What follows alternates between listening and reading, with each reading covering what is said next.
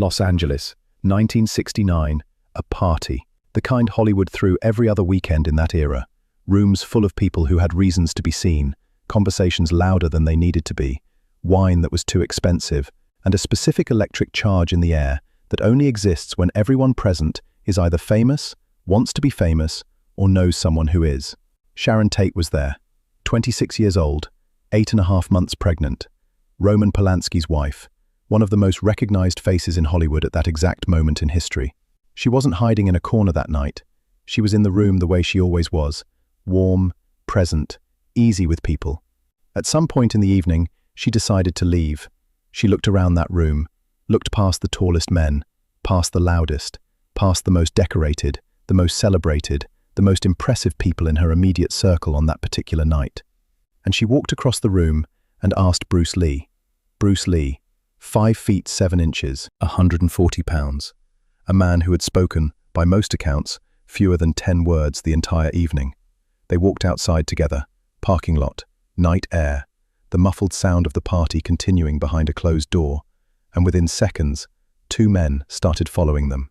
Bruce Lee didn't look back, didn't speed up, didn't say a word for several long seconds. Then, quietly, "Keep walking." The 2 men stopped. Sharon said, "They stopped." Bruce said, "They were never going to follow."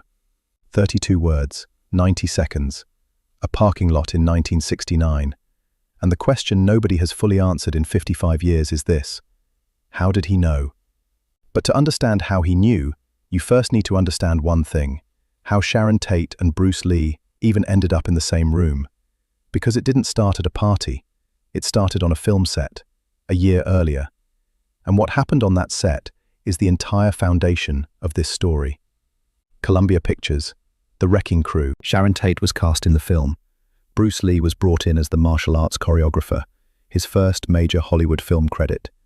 And his specific job was to train Sharon Tate personally for her fight scenes, not a visit, not a demonstration.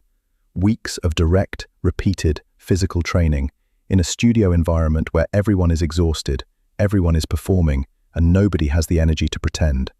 He also trained Roman Polanski, Sharon's husband, and Deborah Tate, Sharon's younger sister, all of them at Chuck Norris's studio on Santa Monica Boulevard. Jay Sebring was the bridge that brought Bruce Lee into this circle. Sebring, Hollywood's most connected men's hairstylist, whose clients included Frank Sinatra, Steve McQueen, and Paul Newman, had first seen Bruce Lee at a karate competition in Long Beach in 1964. He became a student, and he introduced Lee to the people who mattered. So by 1969, Bruce Lee was not a stranger at these parties. He was not a novelty. He was someone Sharon Tate had trained with, physically, repeatedly, for weeks. Someone who had been in her home circle long enough that she had seen him, really seen him, under pressure, under fatigue, under the full weight of a working film environment. And what she had seen was always the same thing. He was identical in every room. No performance, no warmth turned up for social occasions, no guardedness turned up for professional ones. Just, completely, consistently, the same quality of attention, in every context, every time. She had not named it, she did not have a word for it, but she recognized it. And on a night when something in the air felt a particular way, she moved toward it. But she didn't just feel it, she had seen proof, specific, concrete, witnessed proof, on that same film set, of what Bruce Lee's awareness could do in a real, unscripted moment of pressure. And what she saw that day is the reason 2 words in a parking lot were enough. During the filming of The Wrecking Crew, something happened. A stuntman, experienced, professional, someone who had been in this business long enough to have genuine skill and no particular need to prove it, decided to test Bruce Lee.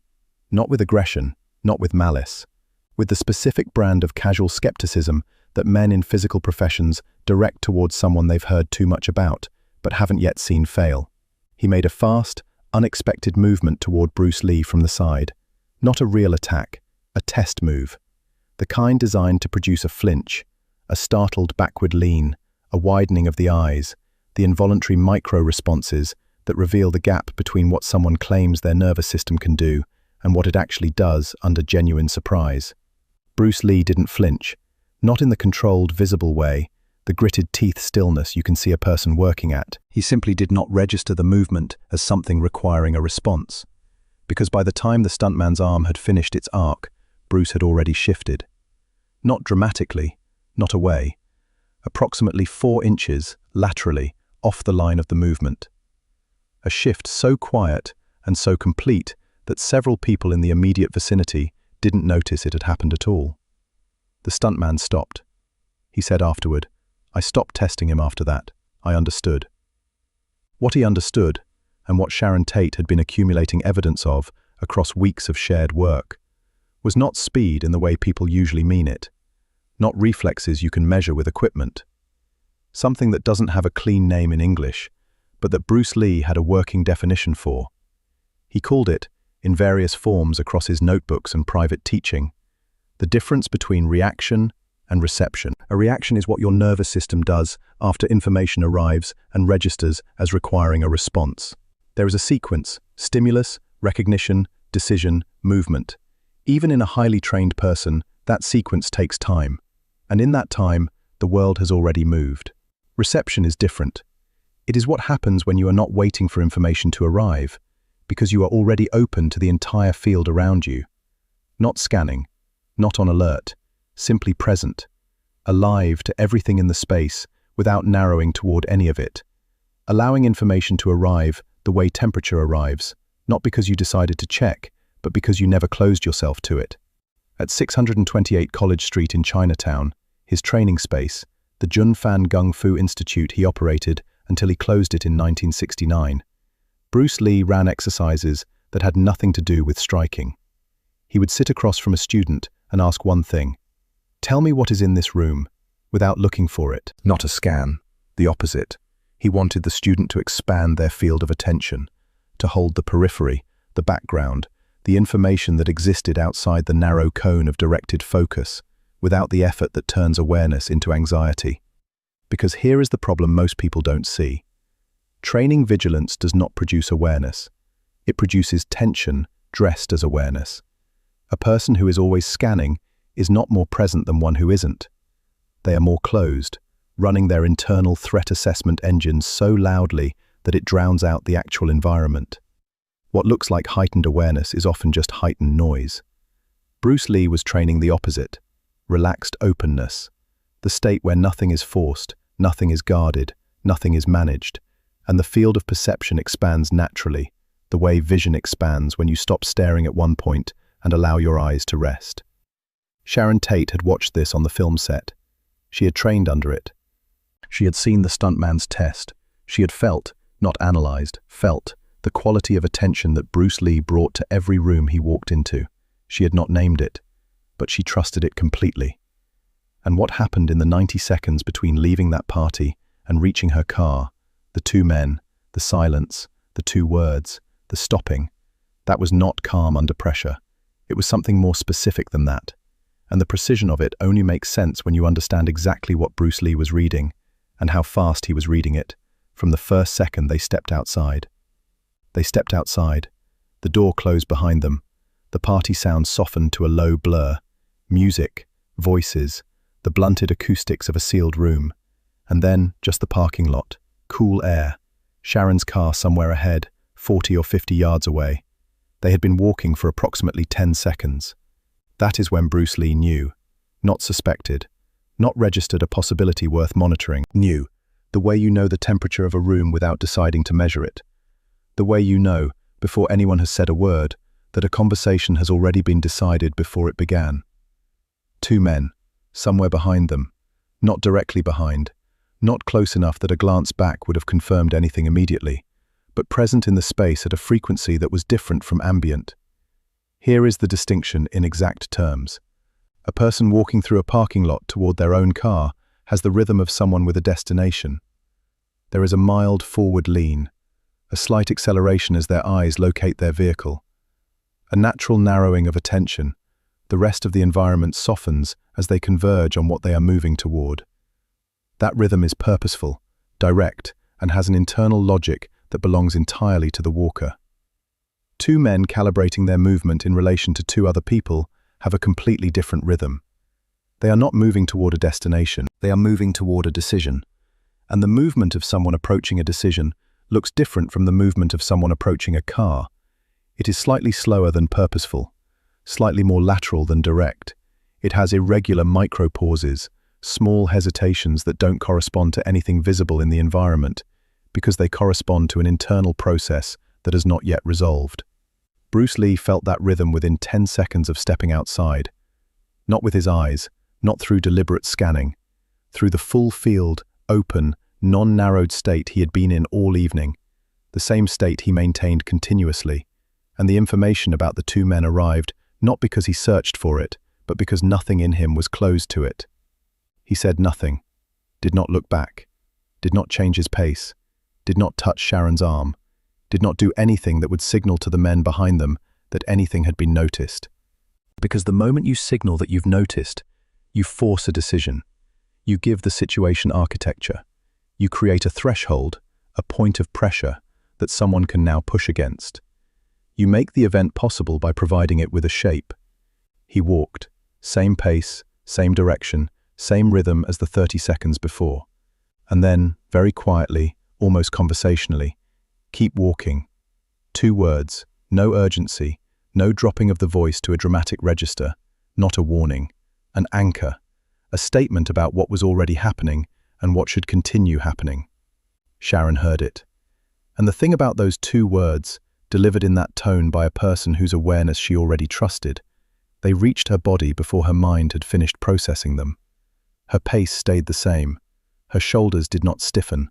Her neck did not produce the subtle, involuntary tension of someone suppressing the urge to look back. The micro-signals of fear that broadcast without permission, the small accelerations, the breath changes, the weight shifts, none of them appeared. She kept walking, as she had been walking, as if nothing had changed. Because from the perspective of 2 men whose decision had not yet resolved, who were reading the space in front of them for the signal that would confirm or collapse their intention, nothing had. The target had not flinched, had not accelerated, had not looked back, had not produced any of the information that a decision in progress needs to become a decision made. Without that information, without a threshold to press against, without a door to push open, the decision stayed exactly where decisions stay when they have nothing to lock onto, in the space of maybe. And maybe, for people who have not made an irreversible commitment, almost always collapses into nothing. The 2 men stopped. Sharon said, "They stopped." A pause, the kind that belongs to a moment that doesn't have language yet. Bruce said, "They were never going to follow. Not with triumph, not with relief. The tone of someone stating something that was always true. A reading made in the first 10 seconds outside the door, when the rhythm behind them had told him everything, before Sharon had registered anything, before the 2 men had done anything that ordinary language would call threatening. He had known, and he had given the situation nothing to build on. But here is the specific question that this moment raises, and that almost no one asks. What is the difference between a person who stays calm under pressure and a person who never needed to calm down in the first place? Because those are not the same thing, and Bruce Lee was not the first one. He was entirely the second. And the gap between those 2 things is where this whole story lives. Most people, when they hear about the parking lot, reach for a familiar explanation. He was calm under pressure. He controlled his fear. He had trained himself not to panic. These explanations feel true. They are completely wrong. Calm under pressure is a performance.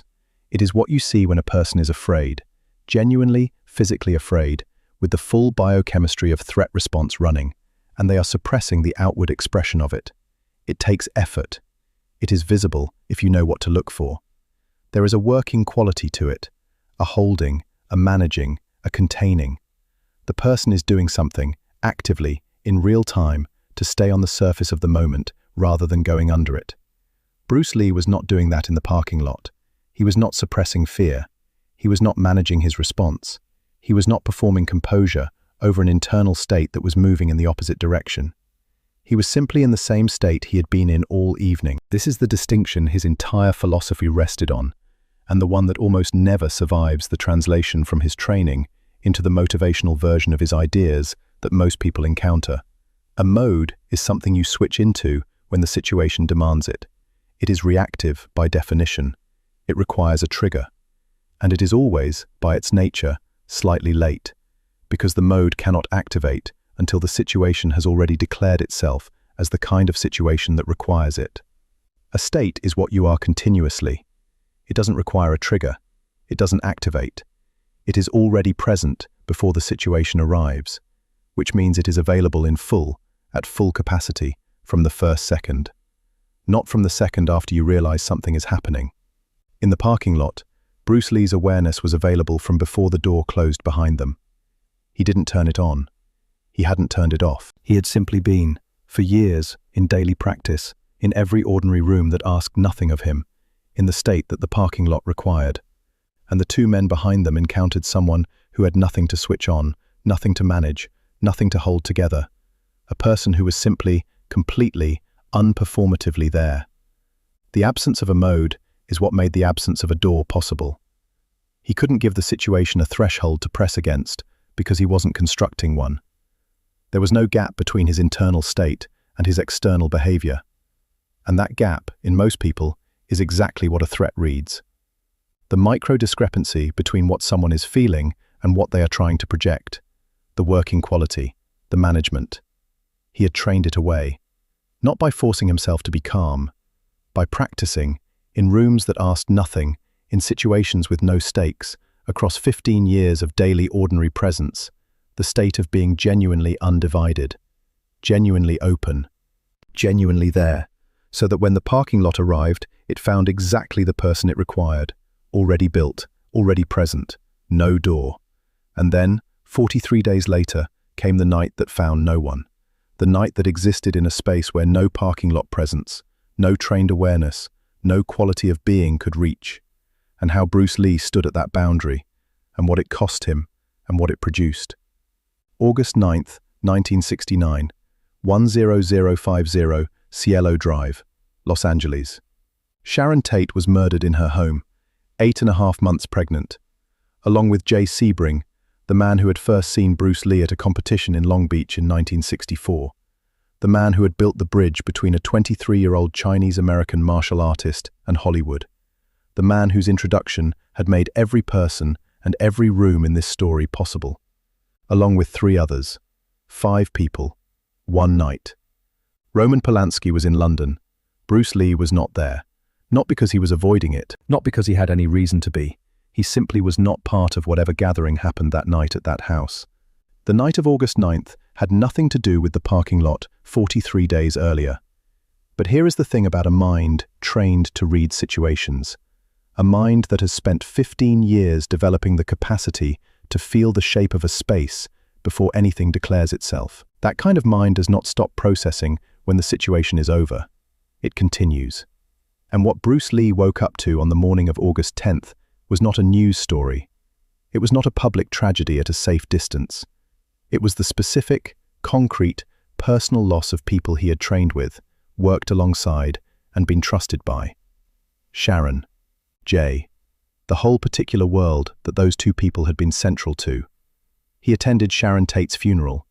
He sat in that room, carrying a specific weight that has no clean name. Not just grief, not just the loss, but the collision, the particular, vertiginous collision between 2 true things that had no way to coexist comfortably. The training had worked. 43 days earlier, in a parking lot, it had worked exactly as built. 2 men stopped.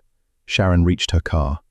Everything the 15 years had been building toward had delivered precisely what the moment required. And it hadn't been enough. Not because it failed. It didn't fail. It did exactly what it could do. But the world is larger than what any one person's presence can cover. The night that mattered most was one he was not in, at an address he had no reason to be at, with a set of variables that existed entirely outside the boundary of his reach. There is a specific kind of understanding, not guilt, not failure, but something colder and more structural than either, that arrives when you are confronted with the precise edge of what you have built, the exact line where capability ends and the rest of the world begins. Bruce Lee stood at that line in August 1969. He stood there and he kept going. What he built in the 4 years he had left, and why the collision between it worked, and it wasn't enough, produced something larger than either thing alone. Here is what this story is actually asking.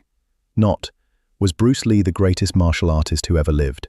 Not, could he have handled those two men physically if they had followed? Those questions resolve.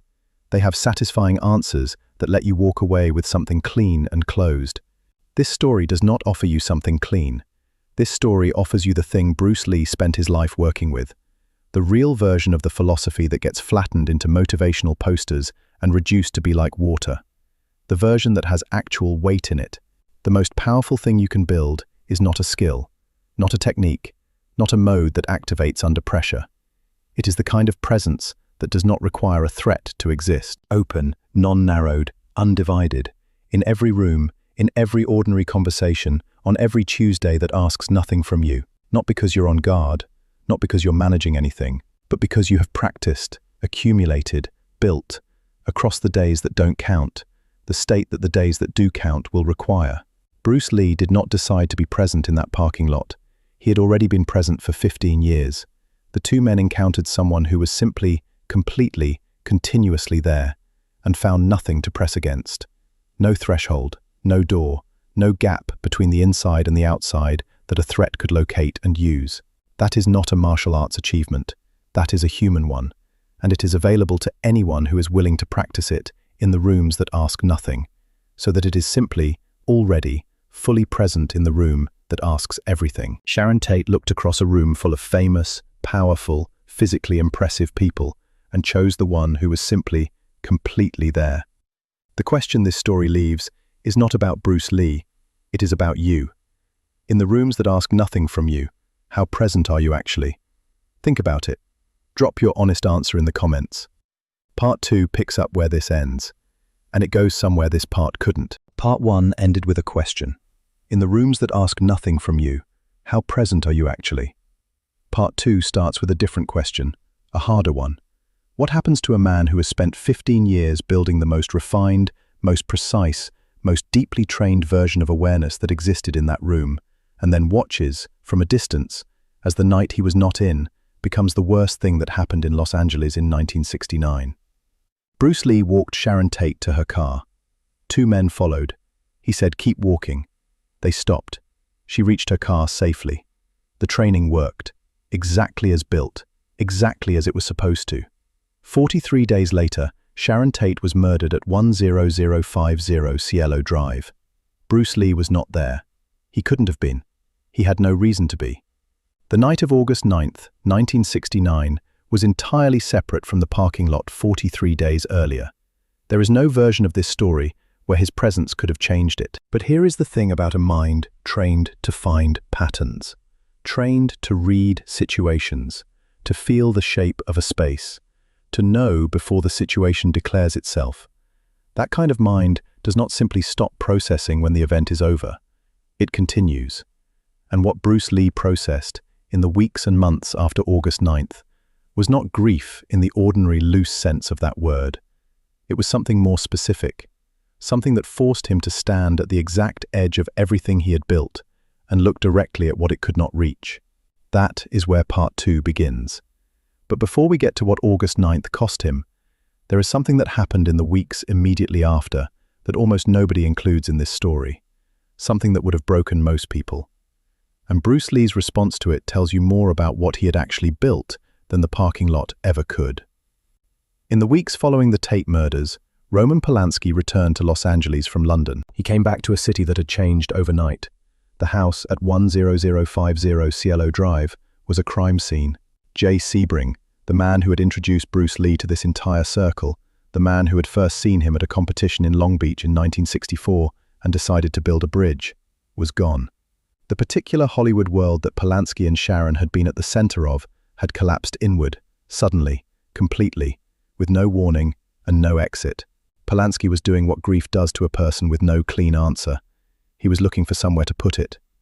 The police had found something at the crime scene, a pair of horn-rimmed glasses, not Sharon's, not Jay Sebring's, not belonging to anyone at the house that night. They were one of the few physical items at Cielo Drive that couldn't immediately be explained, and in the early weeks of the investigation, before the Manson connection had been established, those glasses were a thread that investigators were pulling at. Several weeks after the murders, Bruce Lee was training Roman Polanski, continuing their sessions, which they had resumed, and during that lesson, Bruce mentioned, in passing, that he had recently lost his glasses, that he needed to get a new pair. Polanski heard that and made a connection. He went to the police. He named Bruce Lee as a possible suspect in the murder of his wife. Let that land for a moment. The man he was still training. The man who had been brought into his circle through Jay Sebring.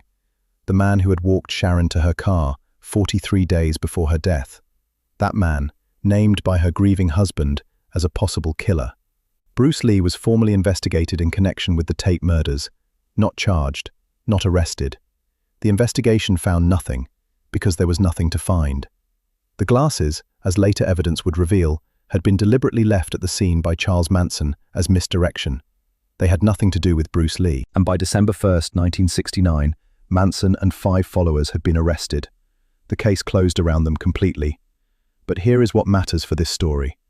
In the weeks between August and December, in the period where the investigation was still open and the accusation was still live, Bruce Lee continued training Polanski.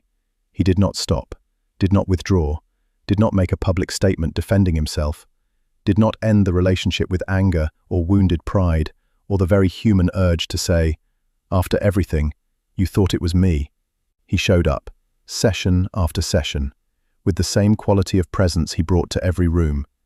Think about what that requires. Not forgiveness in the performed sense, the deliberate, conscious decision to override what you are feeling. Something harder than that. Something that only exists in a person who has genuinely, structurally, at the level of who they are, rather than what they decide in the moment, stopped giving disruptions a door to push against. Polanski was in the worst pain of his life. The accusation was not malicious. It was the desperate, irrational reach of a man whose world had ended and who needed somewhere for it to have come from. Bruce Lee received that, without architecture, without threshold, without a door, the same way he had walked through a parking lot. Not performing composure over fear, simply, already, fine in a way that didn't require the disruption to be resolved before he could continue. And this is where the philosophy shifts. Because after 1969, something in the work Bruce Lee was building moved. Not away from what it had been, deeper into something it had always been heading toward. And the shift is visible if you know where to look. Before 1969, the center of Bruce Lee's philosophy was outward-facing, not performative. Everything we have established about him argues against performance, but oriented toward application, toward the question, how do you engage with the world more effectively? How do you train reception over reaction?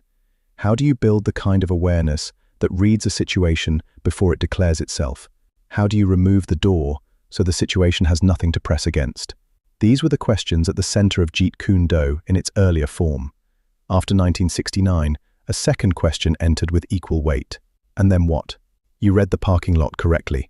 The training worked precisely as built. Sharon reached her car safely. You did everything that 15 years of work had prepared you to do. And 43 days later, the thing that couldn't be read, at an address you had no reason to be at, on a night that had nothing to do with any parking lot, happened anyway. So, and then what? This is the question most philosophies of awareness, most martial arts systems, most frameworks built around preparation and presence quietly avoid. Because they are designed to tell you what to do when you are in the situation, when the variables are in your field of perception, when the training can reach. They are not designed for when you are simply not there, when the event is beyond your reach, beyond your awareness, beyond any preparation you could have made. Bruce Lee began to work with that question directly. In his notebooks, later compiled and published as Tao of Jeet Kune Do, there is a line that most people read as being about combat technique. The highest technique is to have no technique. Before 1969, that line was primarily about fighting, about the refinement of skill to the point where it no longer operates as skill, where it is simply response, indistinguishable from instinct, faster than decision. After 1969, that line carried a second meaning. The highest relationship with what you cannot control is to have no relationship, no door, no threshold, no internal architecture that the uncontrollable thing can press against. Not by pretending it doesn't exist, not by suppressing the impact, by having built, in advance, a structure that can receive the weight without the weight determining the structure. This is the shift. Before 1969, the training was about preventing events. After 1969, the training was about being someone who continues after the events that cannot be prevented. And Bruce Lee, who had walked Sharon to her car, who had been named as a suspect by her grieving husband, who had continued the sessions anyway, who had attended the funeral and carried the specific weight of it, worked, and it wasn't enough, was living proof that the second kind of training was not only possible, but necessary. Because here is what he understood, in the months after August 9th, that the parking lot alone could not have taught him. The work is not a guarantee. It is not a system for producing outcomes. It is not a technology that, applied correctly, prevents loss. The work is the quality of person you become in the doing of it.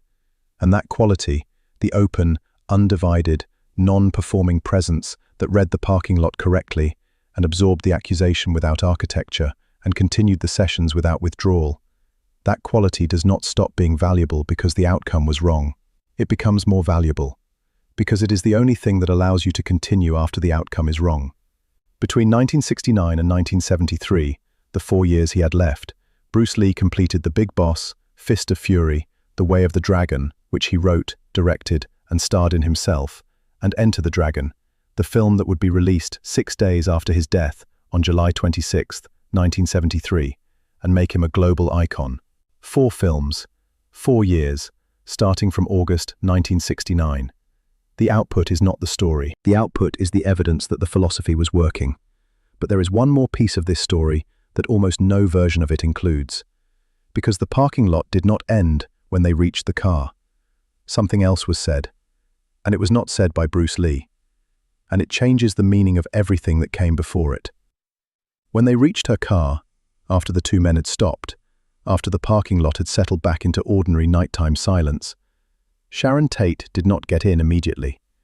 She stood there for a moment, and she looked at Bruce Lee and asked, "How do you do that?" Not, "How did you know?" That would be a question about information, about what he detected and when. Not, "What would you have done?" That would be a question about capability, about the fight, the outcome, the physical dimension.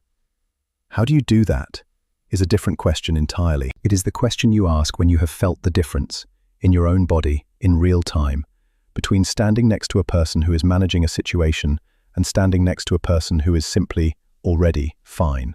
When you have felt the quality of someone else's presence transfer to your own nervous system, when your pace stayed even and your shoulders didn't stiffen and your breath didn't change, not because you decided to stay calm, but because the person next to you was so genuinely undivided that there was no signal of fear for your body to mirror. She had felt that, in the parking lot, in real time, and she was asking about the origin of it. Bruce Lee paused, not to search for words, the pause that comes when a question is good enough to deserve a real answer rather than a fast one. He said, "I stopped giving things a door." That line has been recorded in different forms across different retellings. The exact phrasing shifts slightly depending on who is recounting it and how many steps removed they are from the original conversation, but the image at the center of it, across every version, remains the same. Stop giving things a door. What does that mean in practice? It means this. Most people, when they walk into uncertain space, a parking lot at night, a conversation that is heading somewhere, a room where something has shifted, most people build a threshold, a point past which they have decided the situation becomes something they need to respond to. And that threshold is not invisible, it radiates. You can feel a person building it, in the quality of their attention, in the slight tension that arrives in their posture, in the way their awareness narrows toward the thing they are guarding against. And a threshold, once built, is a point of leverage. Because anything that is reading the space, consciously or not, will locate where the resistance is, where the door is. And that door is where a small amount of pressure produces a large result. Bruce Lee had spent 15 years removing the door, not by pretending uncertainty didn't exist, by training, genuinely, at the level of physical reflex and practiced daily state, to exist in uncertain spaces without constructing architecture for the uncertainty to push against. The 2 men in the parking lot had found nothing to press against, not a threshold, not a gap between inside and outside, not a door, because there wasn't one. Sharon Tate stood by her car and heard that answer, and she got in, and she drove home, and 43 days later, on a night that no door could have changed, in a house that no parking lot could have protected, she was gone. Both things true, simultaneously, without resolving each other. The training worked. And it wasn't enough. And that is the specific weight Bruce Lee carried for the 4 years he had left. Not guilt. There was nothing to be guilty of. Something colder. The precise structural understanding of where the work ends and the world begins. And what he did with that understanding is the thing that this entire story has been building toward. There is a way people talk about Bruce Lee that makes him into a finished thing. The one-inch punch, the speed, the quote on the poster, "Be like water." A complete, arrived, invulnerable icon, assembled from highlights and demonstrations and the specific mythology that grows around people after they die young. It removes the weight. The person, the actual person, was someone who, in the 4 months between a parking lot and the end of 1969, lost a close friend to murder, lost the man who had built the bridge to his entire Hollywood world, was named as a suspect by a man he was still training, and stood at the precise edge of the most refined awareness he could build, and saw clearly that it ended, that it reached exactly as far as it reached, and no further. And he carried that. Not by putting it down, not by processing it out, moving past it, not letting it define him, the modern vocabulary of recovery, all of it oriented toward the goal of not feeling it anymore. He integrated it. There is a difference between putting weight down and making the weight part of the structure. Putting weight down means finding a way to stop carrying it. Integration means the weight changes the shape of what you are, not by diminishing you, but by adding to the load-bearing capacity. The structure becomes stronger not despite the weight, but because of how it was absorbed. Bruce Lee's foundation was solid enough. 15 years of daily presence, not the performance of it, the practice of it, had built something that could receive the weight of 1969 without it becoming the ceiling of the years that followed. He went to Hong Kong. He made films. He worked, with specific and deliberate intention, on changing the way Asian people were represented on screen in a way that no single parking lot, no single grief, no single accusation could interrupt. Enter the Dragon was filmed in 1973. Bruce Lee died on July 20th, 1973. He was 32 years old. The film was released 6 days later. He built something he would not live to watch arrive. And if you understand what he had built internally, the state without a door, the presence without a threshold, the capacity to continue after the thing that cannot be stopped has happened, then that final fact does not feel like tragedy. It feels almost exactly like the parking lot. He received the situation. He gave it nothing to press against. He kept walking. Here is what this entire story, both parts, all of it, is actually about. Not Bruce Lee, not Sharon Tate, not a parking lot in 1969, or a murder that broke Hollywood, or a film released 6 days after its creator died. It is about the thing you build before you need it. Because the parking lot didn't work, because Bruce Lee decided to be calm in the moment. He didn't choose composure the way you choose to breathe before a hard conversation. He didn't manage himself across 90 seconds through willpower or technique or the suppression of fear. He was simply, already, the person the parking lot required. Built before the parking lot existed, in the ordinary days, in the rooms that asked nothing, in 15 years of practicing presence in situations with no stakes, so that when the situation arrived that had all the stakes, there was no switch to flip, no mode to enter, no door to build and then struggle to keep closed. He was already there. And the question, the one this story has been asking across both parts, the one that is not rhetorical and does not have a comfortable answer, is this. What are you building in the days that ask nothing from you? Not a skill, not a brand, not a 5-year plan. What is the quality of presence you are accumulating in the ordinary, invisible, unwitnessed hours, the ones that produce no content and generate no evidence and require no performance from you? Because those hours are the only place the building actually happens. The parking lot arrives when it arrives. The August 9th arrives when it arrives. The accusation from someone in grief arrives when it arrives. The moment that requires you to be someone who was already there, that arrives on its own schedule, with no warning, and no patience for a person who is still in the process of becoming ready. Bruce Lee had been ready for 15 years before the parking lot needed him.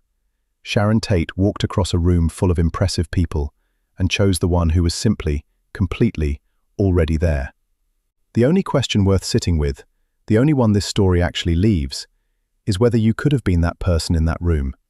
Not someday, right now. Think about it honestly, drop it in the comments, and if this landed differently than you expected, you already know what to do.